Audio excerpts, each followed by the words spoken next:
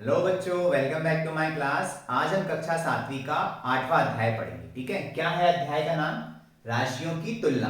ठीक है, comparing quantities. तो इस अध्याय में हम 4 टॉपिक पढ़ेंगे। ठीक है, सबसे पहला टॉपिक है अनुपात। ठीक है, उसके बाद में हम अनुपात के अंडर में ही हम समानुपात के बारे में पढ़ेंगे। उसके बाद में तीसरा जो टॉपिक है वो है प्रतिशत, और चौथा जो आखिरी प्रश्नावली है 8.3, उसमें हम थोड़ा सा प्रॉफिट और लॉस के बारे में पढ़ेंगे। ठीक है, लाभ और हानि के बारे में पढ़ेंगे। तो सबसे पहला हमारा जो टॉपिक है वो है अनुपात। ठीक है, अनुपात क्या होता है इसको हम कुछ उदाहरणों से समझते हैं। देखिए, आपको एक पिक्चर दिख रहा होगा। ठीक है, इसमें हमें एक पिक्चर बनी हुई है। उसमें क्या दिया हुआ है कि जो दो लोग हैं, ठीक है, दो बच्चे हैं, एक हीना है और एक अमीर है। तो हीना की ऊंचाई दी हुई है, हीना की ऊंचाई दी हुई है 150 सेंटीमीटर। ठीक है, कितनी दी हुई है? 150 सेंटीमीटर। और अमीर की ऊंचाई कितनी दी हुई है? अमीर की ऊंचाई दी हुई है 75 सेंटीमीटर। ठीक है, एक और उदाहरण हम लेते हैं। ठीक है, एक और उदाहरण हम यहां पे लेते हैं। एक और डायग्राम आपको दिख रहा होगा। ठीक है, एक और पिक्चर दिख रहा होगा। उसमें क्या दिया हुआ है कि जो चीता है, चीते की चाल, चीते की जो चाल है वो 120 किलोमीटर प्रति घंटा है। इसका क्या मतलब हुआ कि चीता 1 घंटे में, जो चीता भागता है, तो चीता 1 किलोमीटर में 120 किलोमीटर भागता है। ठीक है, और आदमी की जो चाल है वो दिया हुआ है 20 किलोमीटर प्रति घंटा। तो अगर हमें इन राशियों की तुलना करनी है, ठीक है, ऊपर वाले उदाहरण में अगर हमें तुलना करनी है कि हीना और अमीर की जो ऊंचाई है उनका आपस में हमें अगर कंपैरिजन करना है, उनकी तुलना करनी है, तो हम क्या कह सकते हैं कि जो हीना की ऊंचाई है वो अमीर की ऊंचाई से दोगुनी है, डबल है। ठीक है, ये 75 सेंटीमीटर है तो ये कितना है? 150 सेंटीमीटर है। ठीक है, इसकी डबल है। वैसे ही हम ये कह सकते हैं, इसको उल्टा हम कैसे कह सकते हैं कि अमीर की जो ऊंचाई है वो हीना की ऊंचाई के आधी है। ठीक है, हीना की ऊंचाई कितनी है? 150 सेंटीमीटर, और अमीर की ऊंचाई कितनी है? 75 सेंटीमीटर। तो हम क्या कह सकते हैं कि जो अमीर की जो ऊंचाई है वो हीना की ऊंचाई के कितना है? आधी है। ठीक है, वैसे इस उदाहरण में अगर हम कहें कि जो चीते की चाल है, ठीक है, चीता जिस जिस स्पीड से भागता है उसकी जो चाल है वो आदमी की चाल से 6 गुना है। ठीक है, आदमी 20 किलोमीटर प्रति घंटे की चाल से भाग रहा है और ये कितने किलोमीटर की चाल से भाग रहे हैं? उससे 6 गुना। इसका अगर आप 6 से गुना करेंगे, 6 से मल्टीप्लाई करेंगे इसको, तो आपको चीते की चाल मिल जाएगी। तो इनकी तुलना में हम क्या कह सकते हैं, जो चीते की चाल है वो आदमी की चाल से 6 गुना है। ठीक है, उल्टा हम अगर आदमी की चाल की तुलना करें अगर चीते की चाल से, तो हम ये कह सकते हैं कि आदमी की चाल चीते की चाल का 1/6 गुना है। ठीक है, 1/6 मतलब इसको अगर आप 6 से डिवाइड करेंगे तो आपको क्या मिल जाएगा? 6 से अगर इसका भाग 6 से अगर इसको आप भाग करेंगे तो क्या मिल जाएगा?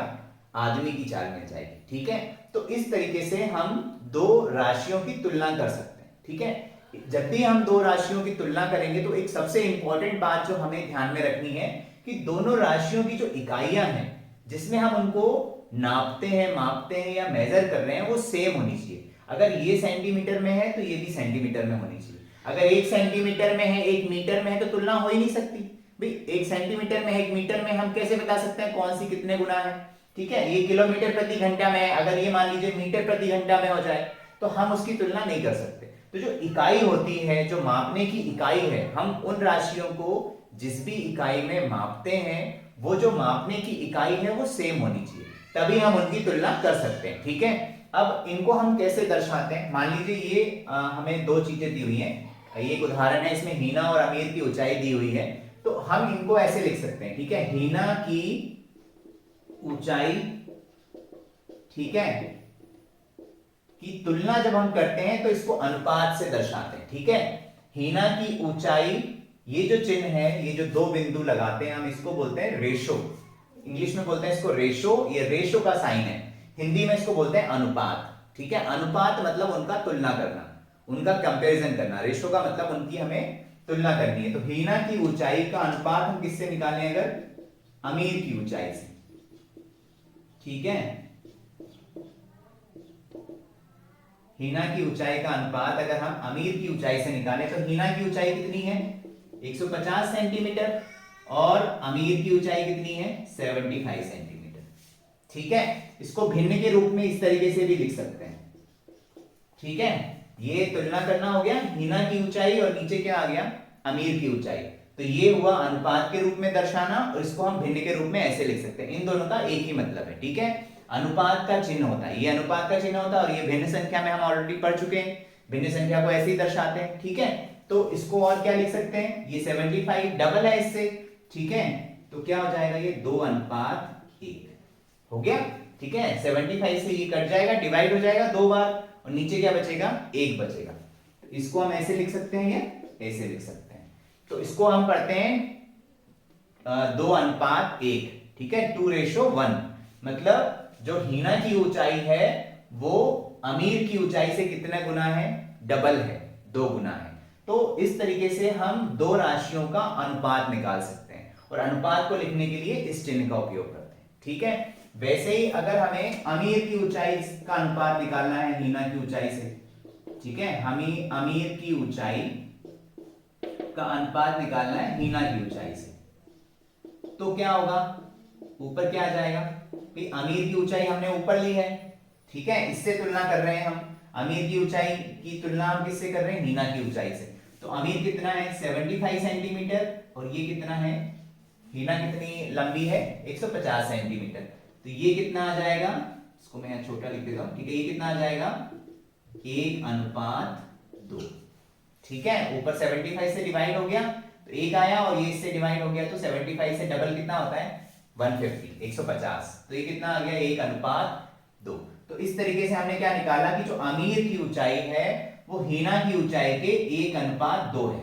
ठीक है, जितनी भी अमीर की ऊंचाई है हीना की ऊंचाई से 2 गुनी है, या जितनी हीना की ऊंचाई है उससे अमीर की ऊंचाई क्या है, आधी है। ठीक है, तो इस तरीके से हम इनको अनुपात के रूप में लिख सकते हैं। उसी तरीके से हम इस उदाहरण को भी हल कर सकते हैं। इसमें क्या हो जाएगा, चीते की ऊंचाई, सॉरी चीते की चाल, यहाँ पे चाल है, ठीक है, ऊंचाई नहीं है, चीते की चाल का अनुपात अगर हम आदमी की चाल से निकालें, ठीक है, तो क्या आएगा, चीते की चाल कितनी है 120 किलोमीटर प्रति घंटा और आदमी की चाल कितनी है 20 किलोमीटर प्रति घंटा। इकाई सेम है तो इसको अगर हम इससे डिवाइड करेंगे तो कितना आ जाएगा, ये 6 और ये कितना आ गया 1। मतलब चीते की चाल से आदमी की चाल का अनुपात कितना है 6:1। ठीक है, तो चीते की चाल आदमी की चाल से कितने गुना है, 6 गुना है। ठीक है, तो इस तरीके से हम दो राशियों की तुलना कर सकते हैं। ठीक है, अब इसमें मान लीजिए यहाँ पे हीना की ऊंचाई 150 सेंटीमीटर थी और अमीर की ऊंचाई कितनी थी 50 सेंटीमीटर थी। ठीक है, तो ये क्या हुए, इसके अनुपात हुए। अब मान लीजिए यहाँ पे अगर हीना की ऊंचाई 100 सेंटीमीटर होती, ठीक है, ये जो हमारा अगला टॉपिक है उसके बारे में मैं बता रहा हूं, समानुपात क्या होता है, इक्विवेलेंट रेशो।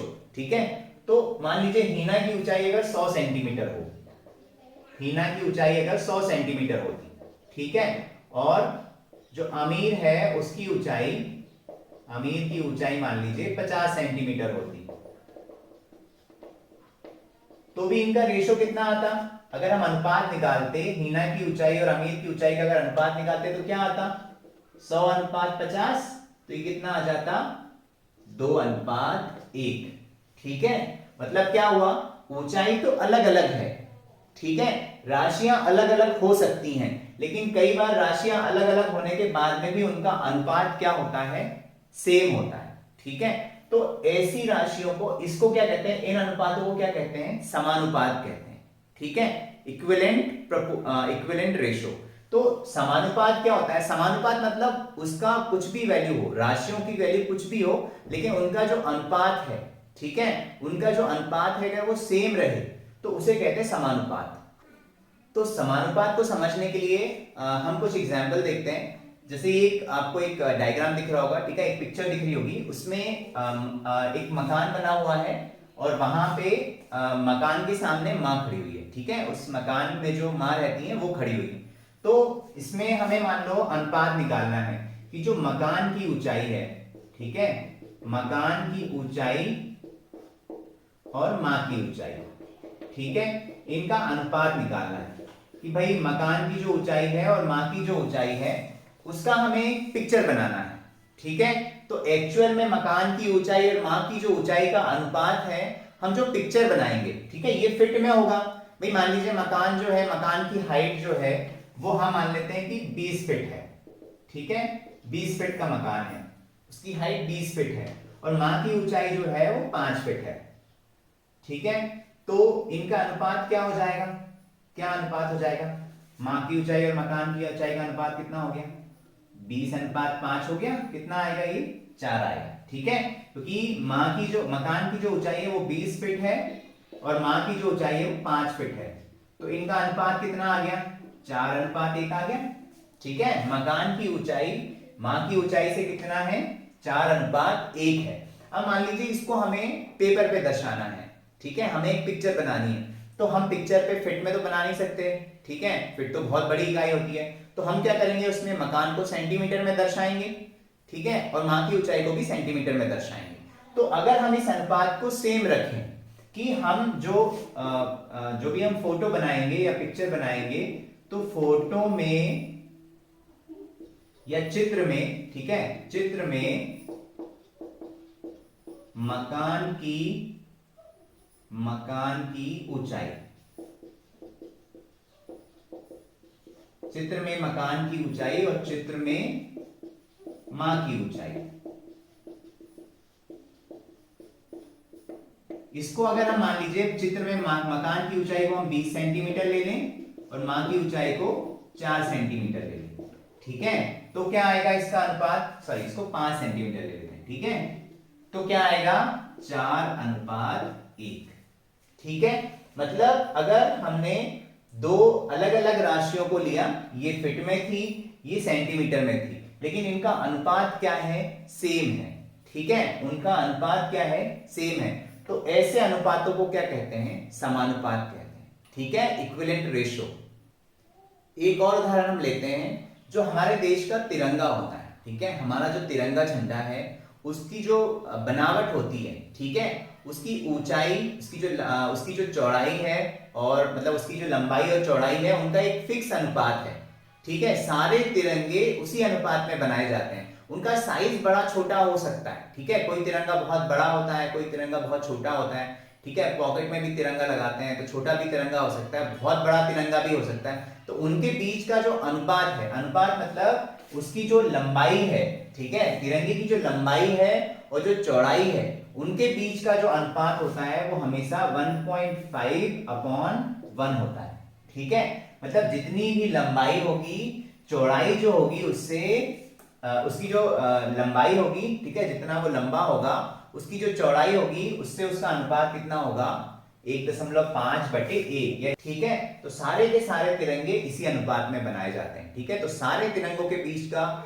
जो सारे तिरंगे होते हैं, ठीक है, उनकी लंबाई चौड़ाई का अनुपात क्या होता है, हमेशा समानुपात में होता है, ठीक है, इक्विवेलेंट रेशियो होता है। ये बहुत ही अच्छा एग्जांपल है, जितनी भी कंट्रीज होती हैं उनके सबके तिरंगों, उनके सबके जो फ्लैग्स होते हैं उनका जो अनुपात होता है लंबाई और चौड़ाई का, वो हमेशा सेम रखा जाता है, ठीक है। तो ये जो है ये क्या है, समानुपात के उदाहरण है, ठीक है। अब अभी हमने जो पढ़ा उसके आधार पे जो प्रश्नावली 8.1 है उसके प्रश्नों को हम हल करेंगे।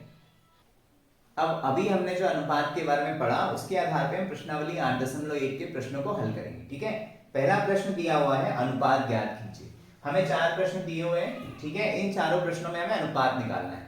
तो हमने क्या देखा कि जब भी हमें, अभी हमने पढ़ा था कि जब भी हमें दो राशियों का अनुपात निकालना हो, ठीक है, दो क्वांटिटीज का अगर हमें रेशियो निकालना है, तो सबसे जरूरी बात यह है कि दोनों राशियों की जो इकाइयां हैं, जिनमें भी उनको हम माप रहे हैं या नाप रहे हैं, वो क्या होनी चाहिए, सेम होनी चाहिए। तो पहले प्रश्न में दिया हुआ है ₹5 का 50 पैसे से अनुपात निकालना है, तो यहाँ इकाई दी है रुपया और यहाँ अनुपात क्या दी, और इकाई क्या दी हुई है, पैसे दी हुई है, तो दोनों अलग अलग राशियां हैं, सॉरी अलग अलग इकाइयां हैं, तो हम इनका रेशियो नहीं निकाल सकते।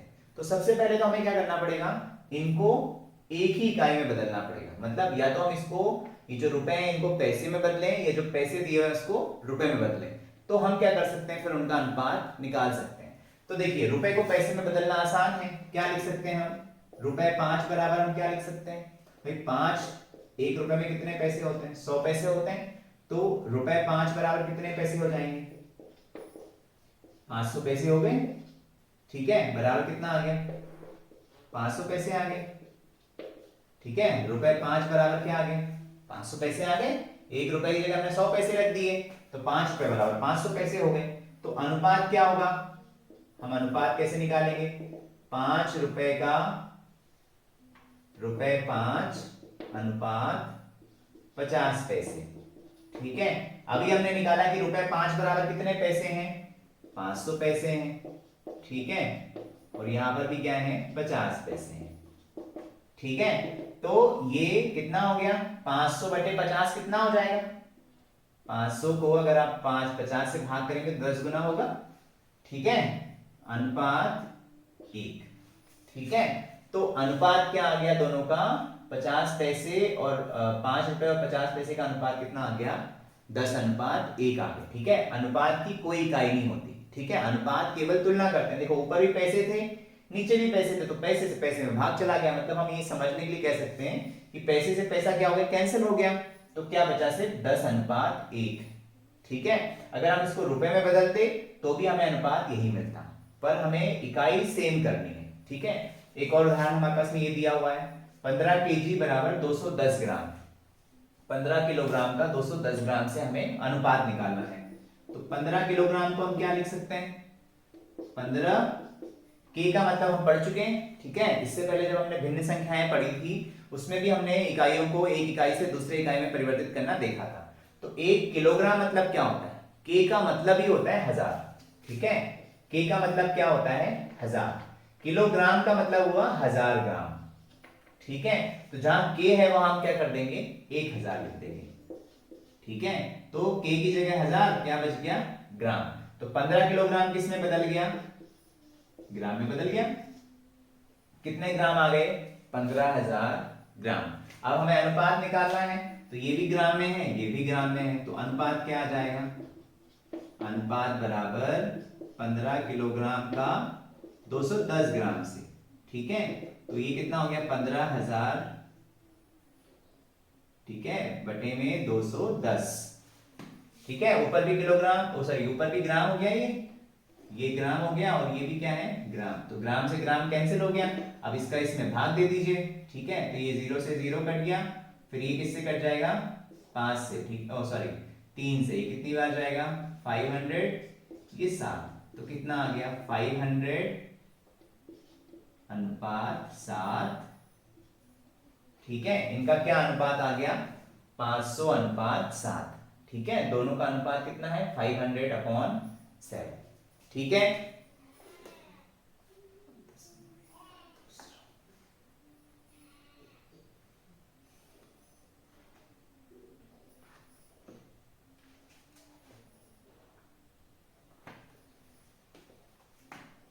वैसे ही तीसरे प्रश्न में हमें क्या दिया हुआ है? 9 मीटर का 27 सेंटीमीटर से अनुपात निकालना है। ठीक है, अब 9 मीटर दिया हुआ, और ये क्या दिया हुआ है? सेंटीमीटर। तो हम मीटर को किस में बदल सकते हैं? सेंटीमीटर में बदल सकते हैं। हम पढ़ चुके हैं, क्या पढ़ा है हमने? कि 1 मीटर बराबर क्या होता है? 100 सेंटीमीटर होता है। ठीक है, तो 9 मीटर बराबर क्या होगा? 9 × 100। ये किस में बदल गई इकाई? सेंटीमीटर में। तो ये कितने सेंटीमीटर हो गए? 900 सेंटीमीटर हो गए। ठीक है, तो अनुपात क्या होगा फिर इनका? क्या होगा अनुपात? 9 मीटर अनुपात 27 सेंटीमीटर। अब मीटर हमने किस में बदल दिया? सेंटीमीटर में। तो कितना हो गया ये? 900 सेंटीमीटर अनुपात 27 सेंटीमीटर। ठीक है, सेंटीमीटर से सेंटीमीटर कट गया, ये कितना आएगा? इसको आप 9 से काट दीजिए, तो कितना हो जाएगा? 100। 9 से इसको काटेंगे तो कितना आएगा? 100। और 9 से 27 को काटेंगे तो कितना आएगा? 3। ठीक है, 9 3 27, और ये कितना आ गया? 100। तो क्या आ गया इनके बीच का अनुपात? 100:3।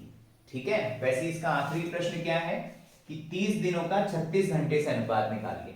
तो 30 दिनों का, 30 दिन बराबर कितने घंटे होंगे? तो एक दिन में कितने घंटे होते हैं? 24 घंटे। तो ये कितना हो जाएगा? 24। ठीक है, क्या आ गई? घंटे आ गए। एक दिन में 24 घंटे होते हैं। ठीक है, तो ये कितना हो गया? 72 0। ठीक है, 24 दिया 72, 24 3 जा 72, तो ये 720 घंटे आ गए। 30 दिन मतलब कितने घंटे हो गए? 720 घंटे हो गए। तो अब अगर हमें अनुपात निकालना है तो दोनों राशियों का ये जो इकाई है वो सेम हो गई, ये भी घंटे में आ गई और ये भी घंटे में पहले से ही है। तो क्या हो जाएगा ये 30 दिन अनुपात 36 घंटे। तो 30 दिन मतलब 720 घंटे अनुपात 36 घंटे। ठीक है, अब आप इसको काट दीजिए, 36 से कट जाएगा ये 2 बार, 20 बार कट गया, 36 गुना 72। ठीक है, 36 2 जा 72 और 0 पहले से था तो ये कितना आ गया 20:1। ठीक है, तो हमने क्या निकाल लिया, 30 दिन का 36 घंटे से अनुपात कितना आया 20:1। ठीक है, तो इस तरीके से हम दो राशियों का अनुपात निकाल सकते हैं। अनुपात निकालने के लिए जरूरी है कि दोनों राशियों की जो इकाई है वो क्या होनी चाहिए, सेम होनी चाहिए। ठीक है।